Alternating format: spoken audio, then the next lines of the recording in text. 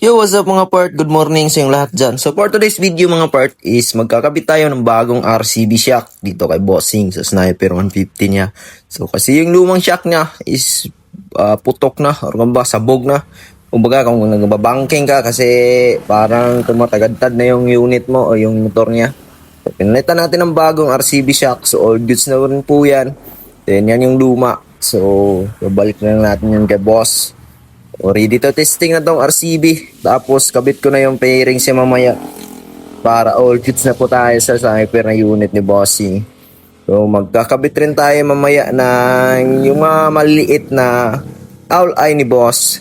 O dyan yung apat na owl eye dyan. Papalitan natin ng bago. Kasi hindi na gumagana yung ilaw niyang owl eye niya. So yan.